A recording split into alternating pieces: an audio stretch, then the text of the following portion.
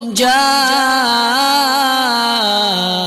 الحق وزهق الباطل إن الباطل كان زهوقا. بسم اللہ الرحمن الرحیم. السلام علیکم ورحمۃ اللہ وبرکاتہ. محترم سامعین، آج صبح سے ایک خبر جو ہے وہ زیر گردش ہے اور سوشل میڈیا پر لوگ بھی اس کو دڑا در شیئر کر رہے ہیں. وہ خبر دراصل ڈاکٹر ذاکر نائک کے بارے میں ہے. ان کو مجبور ہو کے آنا پڑا اور ویڈیو پیغام جاری کرنا پڑا. ڈاکٹر ذاکر نائک نے آ کر آج ہی ایک ویڈیو جاری کی ہے جس میں انہوں نے اپنے صحت کے بارے میں بات کی ہے. وہ کہتے ہیں کہ وہ اچھی صحت میں ہے اور وہ اپنے کاموں میں مشغول ہے.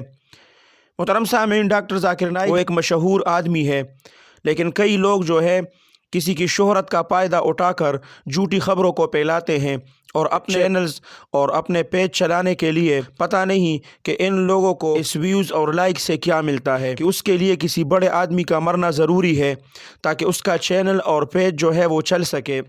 اس سے ہمارا کوئی لینا دینا نہیں ہے. ڈاکٹر ذاکر نائک کیا باتیں کرتے ہیں اور لوگوں کو کیا سکھاتے ہیں، لیکن چونکہ وہ ایک بڑے آدمی ہے، اس کی موت کی خبر یہ کسی زندہ آدمی کے لیے بہت زیادہ تکلیف دہ ہے اور اس کے خاندان کے لیے بھی بہت زیادہ تکلیف دہ خبر ہے.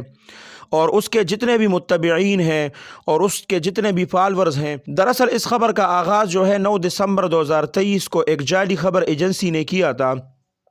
اور خبر ایجنسی نے ایک خبر شائع کی تھی جس میں دعویٰ کیا تھا کہ ڈاکٹر ذاکر نائک کا انتقال ہو گیا ہے، اور اس خبر کو کئی سوشل میڈیا صارفین نے شیئر کیا اور اس کی وجہ سے یہ خبر تیزی سے پھیل گئی. تاہم ڈاکٹر ذاکر نائک نے اس خبر کی تردید کی ہے. انہوں نے ایک ویڈیو جاری کی ہے جس میں انہوں نے کہا ہے کہ وہ زندہ ہے اور وہ اچھی صحت میں ہے.